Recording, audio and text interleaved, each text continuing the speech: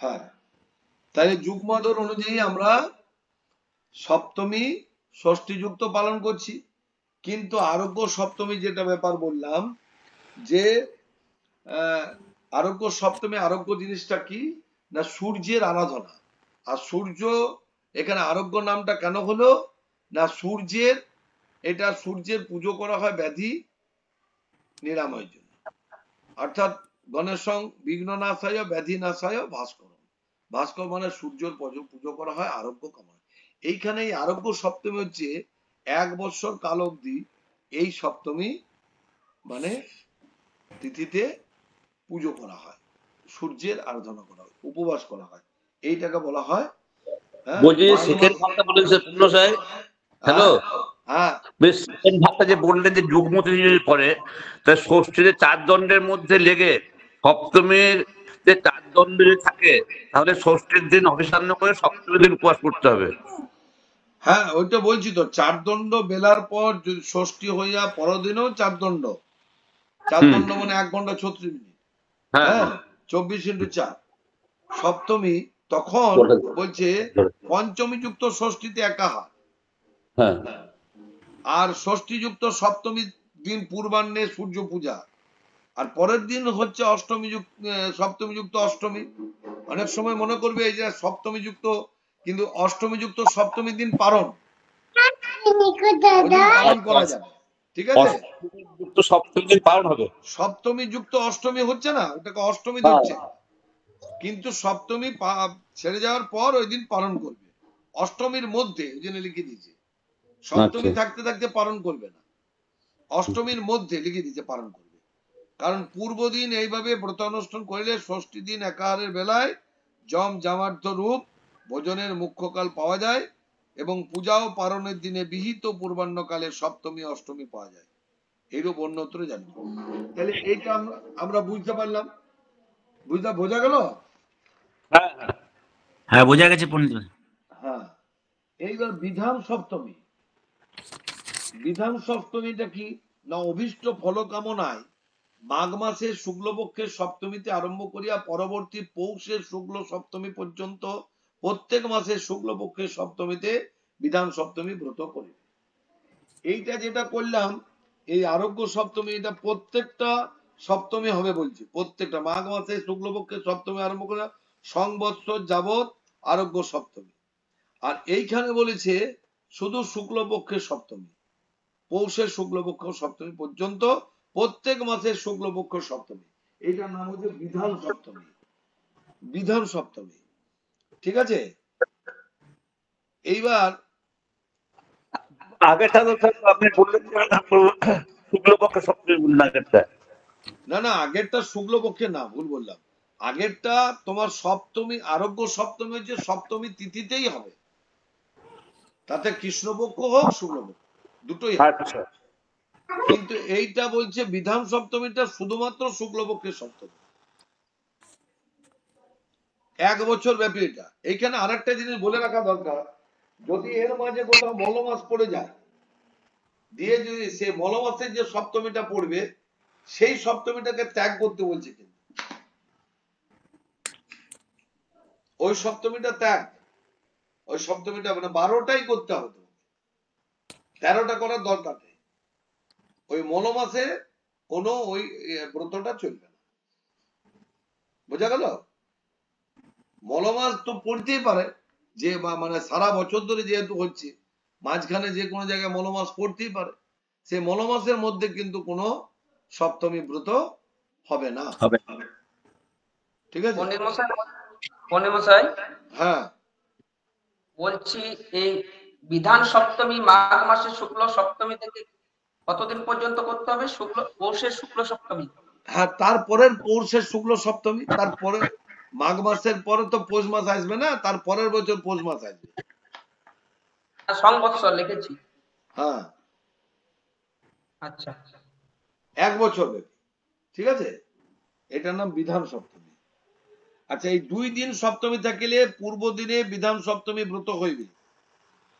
এটুকু লেখা আছে, মল মাসের অন্তর্গত সপ্তমীতে বিধান সপ্তমী ব্রত করিবে না। ব্রত আরম্ভ করিলে পর মন মাস উপস্থিত হইলে মলমাস 0 বৎসরের মতো তাহাকে ত্যাগ করিয়া 12 মাসে 12টি ব্রত করিবে। বোঝা গেল? 12 মাসের 12টি ব্রত করিবে, মানে মাঝে যে মলমাস যদি পড়ে যায় সেই মলমাসটা ত্যাগ করবে। পরিষ্কার বলা না, মলমাস বাদ দিতে গেলে 12টা তো হবে না? হ্যাঁ, মলমাস যদি পড়ে যায় তাহলে 12টা তো হচ্ছে না। মাঘ, ফাল্গুন, বৈশাখ, মাঘ, ওইরকম ফাল্গুন, নয় তো। চৈত্র। সেক্ষেত্রে মাঘ মাস পর্যন্তই করতে হবে। ও ঠিক আছে, বুঝলি। বুঝো বুঝো ভালো করে। হ্যাঁ, মাঘ মাস নয়, তখন তো ওই একটা মাস ডবল হবে, একটা অশুদ্ধ মাস একটা শুদ্ধ মাস, তবে না 13টা মাস হচ্ছে মলমাস। হ্যাঁ, যদি যদি কোনো মাস ধরো শ্রাবণ মাস মলমাস হলো, তাহলে একটা শ্রাবণ মাস হবে মলচান্দ্র, একটা হবে শুদ্ধ চান্দ্র, তখন শ্রাবণ মাস দুটো হবে। শ্রাবণ মাস তখন দুটো হবে। ক্যালেন্ডার দিকে তাকালে হবে না, তিথি দিকে তাকাতে হবে, পঞ্জিকা দেখতে হবে। কারণ ক্যালেন্ডারে যেটা দেওয়া থাকে ওটা চন্দ্রের অবস্থান অনুযায়ী নয়, ওটা দেওয়া থাকে সূর্যের অবস্থান অনুযায়ী। ওটা কি 2 বছর ব্যাপী হবে নাকি? ওটা সূর্যের অবস্থান অনুযায়ী। সূর্য যখন যখন মানে রাশি চেঞ্জ করে, এখানে একটা জিনিস বুঝিয়ে দিই, এটাও একটা মানে যখন আমরা স্মৃতি পড়বো, স্মৃতিতে এটা একটা খুব জিনিস জেনে রাখা দরকার, যে আমাদের ক্যালেন্ডার যেটা দেখা হয়, সেই ক্যালেন্ডারের সেটার সঙ্গে কিন্তু আমাদের এই তিথি দুটো ভাগ আছে, একটা চান্দ্র মাস, একটা হচ্ছে সৌর মাস। চান্দ্র মাসের আবার দুটো ভাগ, মুখ্য চান্দ্র, গৌণ চান্দ্র। তাহলে সৌর মাস কোনটা না, সূর্যের একটা রাশিতে যে অবস্থান সেইটা হলো সৌর মাস। ধরা যাক সূর্য মেষ রাশিতে ওই 31শে চৈত্র কি 30শে চৈত্র, ধরো কথার মনে বলছি, ওই এই বছরে আমি বলে দিই না কবে যাচ্ছে।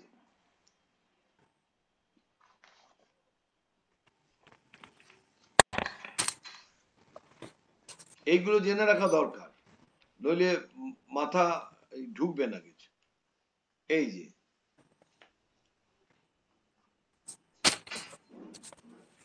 1431 পাঞ্জি পণ্ডিত মশাই। হ্যাঁ, 31শে চৈত্র তোমার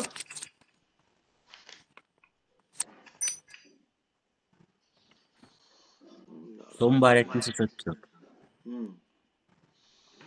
রবিবার। এই পাঞ্জিগুলো ভালো দেওয়া থাকে না, ইয়েতে দেওয়া থাকে, মহাবিষুব সংক্রান্তি।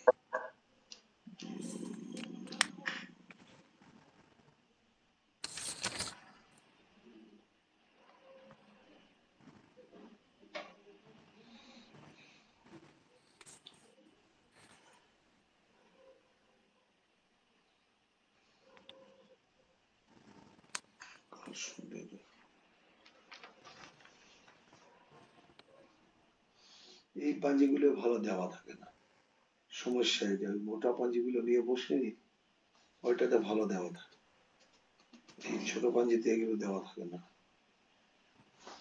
দাঁড়ান, চৈত্র মাসে দিয়ে দেবে, ফাল্গুন চৈত্র পূর্ণিমা।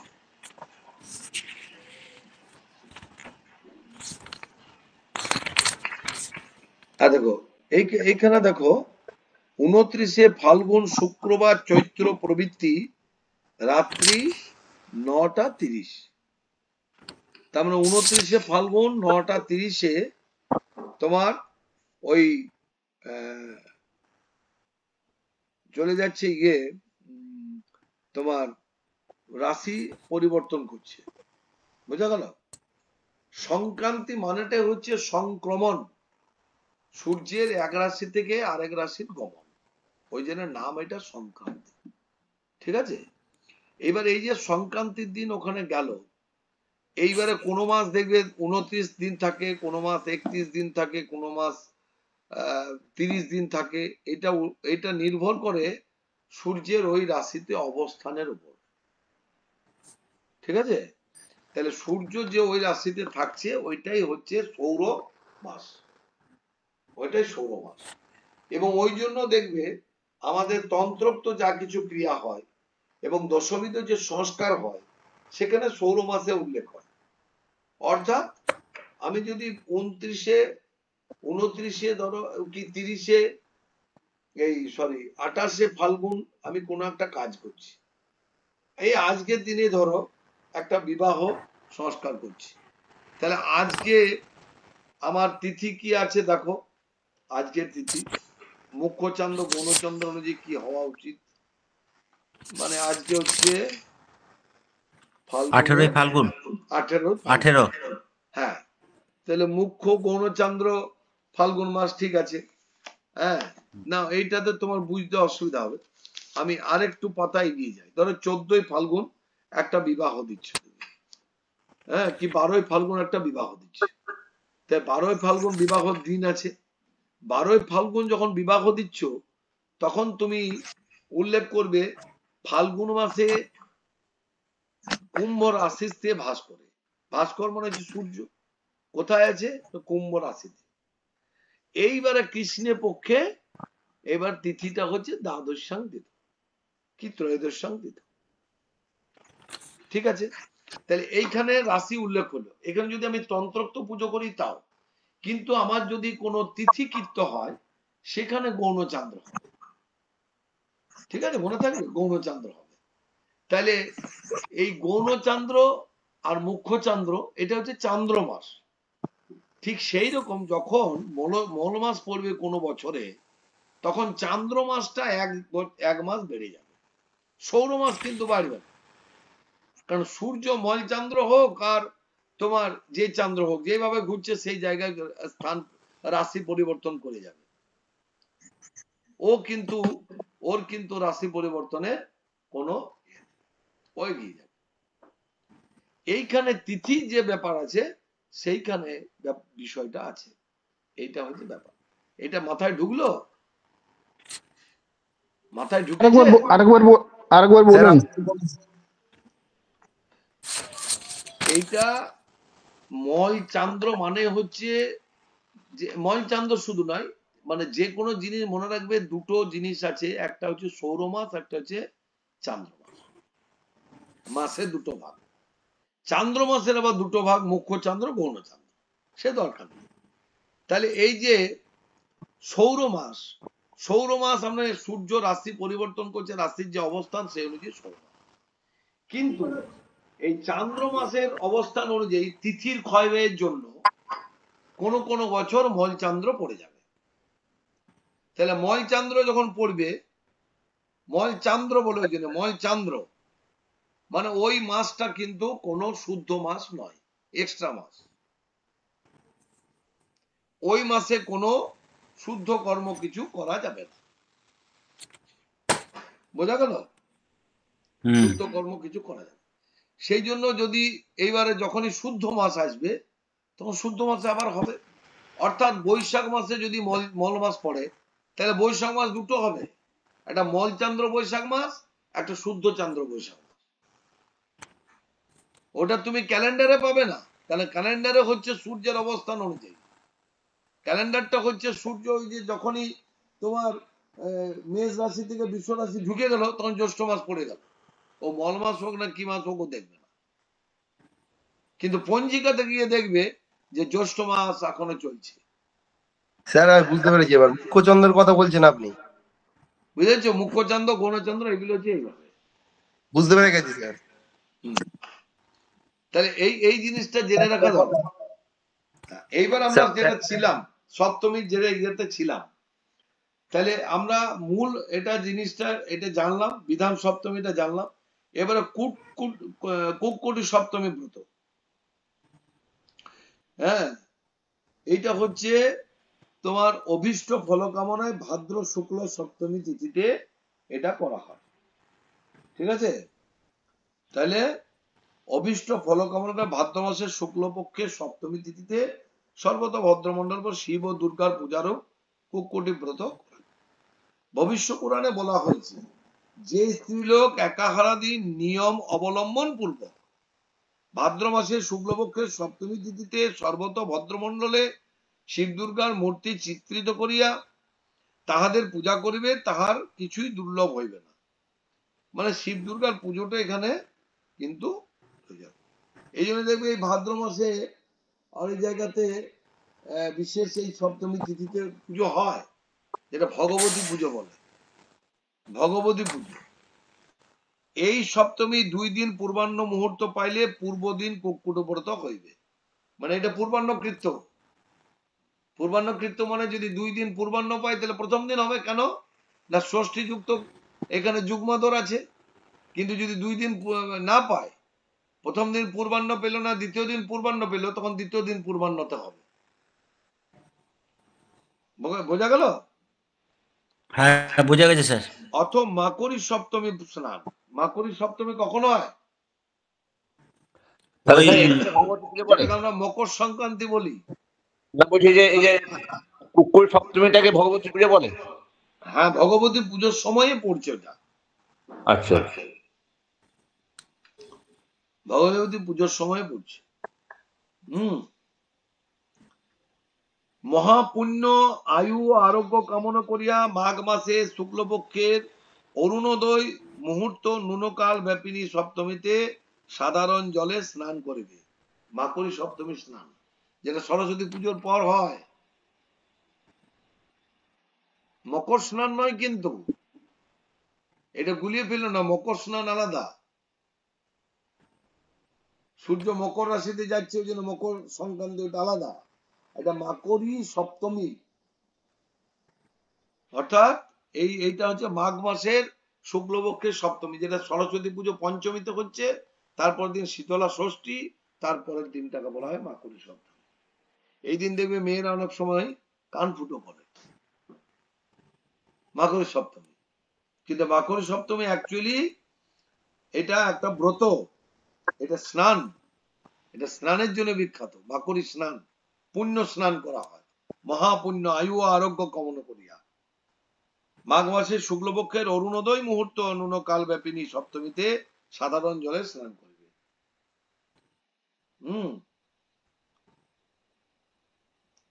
আচ্ছা, এইবারে তারপরে হচ্ছে যে বহু শত সূর্য গ্রহণ কালে বহু শত গঙ্গা স্নান করলে যে ফল হয়, তাহার তুল্য ফলপ্রাপ্তি কামনা করিয়া গঙ্গা স্নান করিবে। এই সময় ভবিষ্য পুরাণে বলেছে, মাঘে মাসি শীতে পক্ষে সপ্তমী কোটি ভাস করা দৈত্যাৎ স্নানার্ঘ্য দানাভ্যাম আয়ু আরোগ্য সম্পদ অরুণোদয় বেলায়াং শুক্লা মাঘস্য সপ্তমী গঙ্গায়াং যদি লভ্যেদ সূর্য গ্রহ শতই সমা। আচ্ছা, অরুণোদয় কাল কাকে বলে? কার জানা আছে এখানে? আমি বোধহয় পড়াতে আগে আলোচনা করেছি। অরুণোদয় কাল কাকে বলে? এই যে অরুণোদয় কাল কথাটা এলো, সূর্য ওঠার সময় না, এইটা অনেকে জানে। সূর্যোদয়ের 48 মিনিট আগে। সূর্য ওঠার 2 মুহূর্ত 4 মুহূর্ত আগে পাবে শুরু হয়। চার দণ্ড, চার মুহূর্ত, চার দণ্ড। হ্যাঁ, সূর্য উদয় যে হচ্ছে, সূর্য উদয়ের পূর্ব 4 দণ্ড হচ্ছে অরুণোদয় কাল। এই অরুণোদয় কালের আবার 2টো ভাগ আছে। 2 দণ্ড হচ্ছে ব্রাহ্ম মুহূর্ত, আর 2 দণ্ড হচ্ছে রৌদ্র মুহূর্ত। ঠিক আছে, 2টো মুহূর্ত। প্রথমে সরজিৎ বাবু ঠিকই বলেছিলেন, 2 মুহূর্ত। তাহলে প্রথম মুহূর্তটা কি নাম? ব্রাহ্ম মুহূর্ত। আর দ্বিতীয় মুহূর্তের নাম হচ্ছে রৌদ্র মুহূর্ত। এই টোটাল 4 দণ্ড সময়টাকে বলা হয় 1 ঘন্টা 36 মিনিট। এটাকে বলা হয় অরুণোদয় কাল। এই স্নানটাই অরুণোদয় কালের মধ্যেই করতে বলছে, অর্থাৎ সূর্যোদয়ের পূর্বে, সূর্যোদয়ের পরে নয়। বোঝা গেল? অরুণোদয় কালের মধ্যেই করতে বলছে। এবং বলছে এটাতে মহাপুণ্য। 4 দণ্ড ব্রাহ্ম মুহূর্ত, আরেকবার বলবেন? 2 দণ্ড ব্রাহ্ম মুহূর্ত 48 মিনিট, 24 48 মিনিট। আর 2 দণ্ড হচ্ছে রৌদ্র মুহূর্ত। রৌদ্র মুহূর্ত 2 দণ্ড। টোটালটাকে বলা হয় অরুণোদয় কাল। এই 4 দণ্ড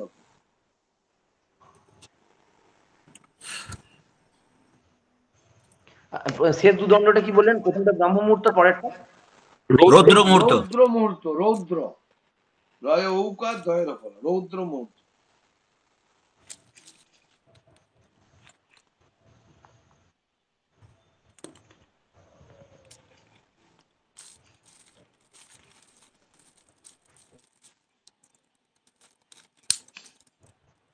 মানে এইটা তো মাকড়ি সংক্রান্তি, মাকড়ি স্নানটাই হচ্ছে আপনার ওইটা তো শুক্লপক্ষ। হ্যাঁ শুক্লপক্ষ, হ্যাঁ মাকড়ি স্নানটা শুক্লপক্ষ। হ্যাঁ, হ্যাঁ, শুক্লপক্ষ, শুক্লপক্ষ, মাঘের শুক্লপক্ষ শুক্লপক্ষ। সপ্তমী সরস্বতী পুজোর পরেই বললাম। যে এখানে আরেকটা ব্রত দিয়েছে, যে সূর্য ব্রত। এইখানে বলছে মাঘ মাসে শুক্লপক্ষের সপ্তমী যে তিথি, যে মাকড়ি সপ্তমী যে তিথি, সেই দিন বলছে আর সূর্যোদয় অস্ত পর্যন্ত মণ্ডলে অবস্থানাদি রূপং করণীয় মিথ্যাচার। মানে এই দিন বলছে সূর্য উদয়ের আগে থেকে সূর্য অস্ত পর্যন্ত সারা দিন ব্যাপী যে অবস্থান এবং উপবাস, সেইটাকে বলা হচ্ছে যে এই সূর্য ব্রত একটা ব্রত। এখানে বলছে উদয়গামিনী, অর্থাৎ যেদিন সূর্যের এই সপ্তমী তিথি উদয় পাচ্ছে সেই দিনটা গ্রাহ্য। সেটা অষ্টমীর দিনও হতে পারে, অষ্টমী সংযুক্ত হতে পারে, এই জন্য এটা উল্লেখ করে দিয়েছি। উদয়গামিনী মানে ওই অরুণোদয় কাল বললাম, অর্থাৎ যেদিন সূর্য উদয়ে পাচ্ছে সেই দিনটা যদি এই ব্রতটা করতে হয়, সেই দিনটাই করতে হবে। বোঝা গেল? এইটা হচ্ছে সপ্তমীর ডিটেলস আমি বলে দিলাম। এইখানে আমাদের যেমন উল্লেখ করা নেই দুর্গা সপ্তমী, দুর্গা পুজোর সময় সপ্তমী তিথি পড়বে, ওইটা ওই যে আমরা আগে পড়লাম ষষ্ঠী যুক্ত সপ্তমী গ্রাহ্য। কিন্তু পূর্বাহ্নটা দেখতে হবে, যে পূর্বাহ্নটা কবে পাচ্ছি। ঠিক আছে, এই পূর্বাহ্ন এবং দুদণ্ড মানে 48 মিনিট পাওয়া যায়, সূর্যোদয়ের পরে 48 মিনিট ওই তিথিটা পাওয়া যায়, তবে সেই দিন সেই তিথিটা গ্রাহ্য হবে। তাহলে অনেক এই যে স্মৃতি শাস্ত্রটা এত কঠিন সাবজেক্ট, আবার এত মনে রাখতে পারলে বা ভালো করে বুঝতে পারলে খুব সহজ, আর নইলে খুব কঠিন সাবজেক্ট।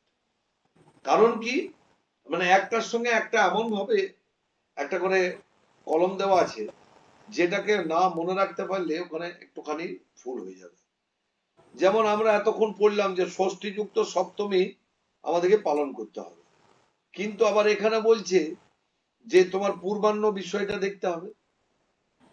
তাই যদি আমি ষষ্ঠী যুক্ত সপ্তমী দেখতে গিয়ে যদি পূর্বাহ্নটা না পাই, অর্থাৎ যদি ষষ্ঠী ছেড়ে সপ্তমী বেলা 2টোর সময় বেলা 3টের সময় লাগে, তাহলে তো সেই দিন তার সপ্তমীর পূজা হবে না,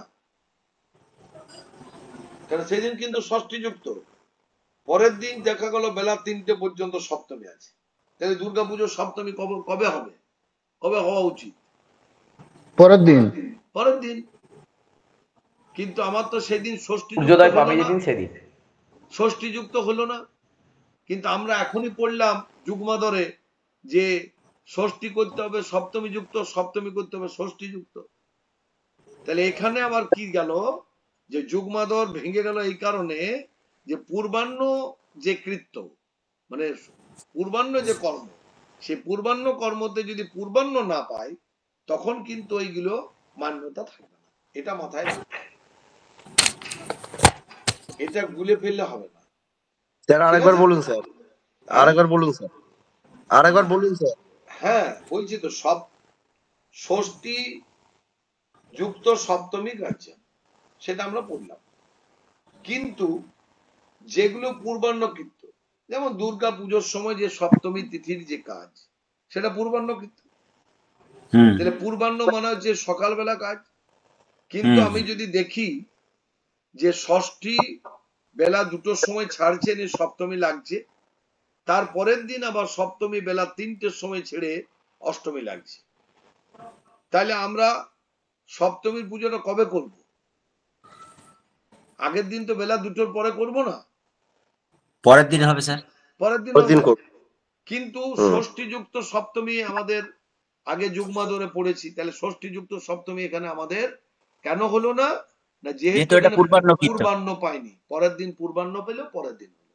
মাথায় থাকবে হ্যাঁ স্যার। হ্যাঁ এইগুলো, হ্যাঁ, স্যার। কিন্তু এইগুলো, এই জিনিসগুলো মনে রাখতে হবে।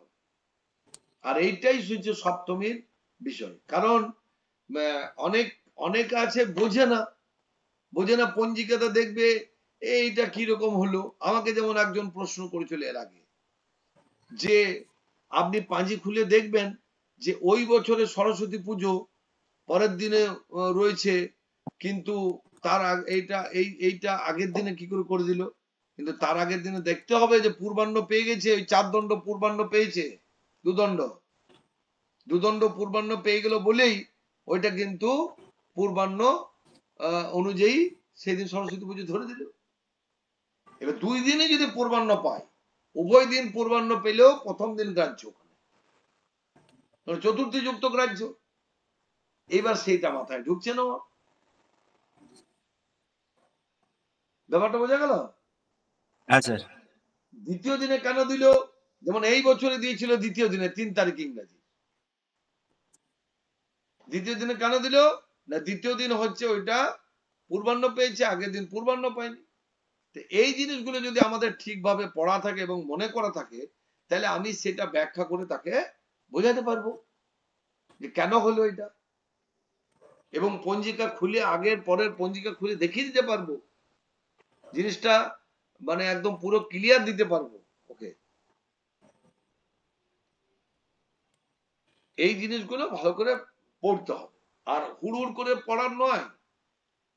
মানে এই যেটুকু পড়তে হবে সেটুকু বুঝে বুঝে পড়তে হবে।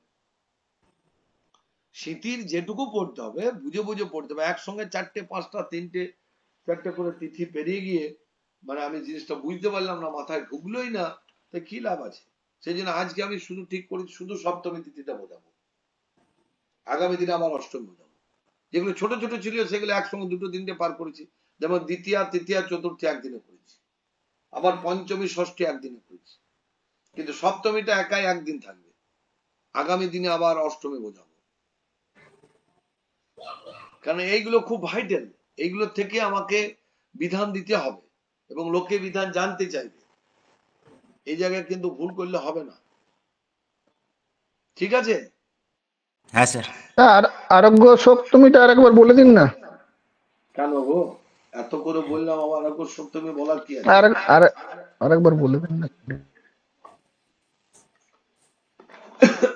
আরোগ্য সপ্তমীটা হচ্ছে 1 বছর ব্যাপী যা সপ্তমী আসবে, মানে মাঘ মাসে তুমি শুরু করলে, এবার প্রতি ওই পুরো বছরটাতেই এটা করতে হবে। এটার নাম হচ্ছে আরোগ্য সপ্তমী।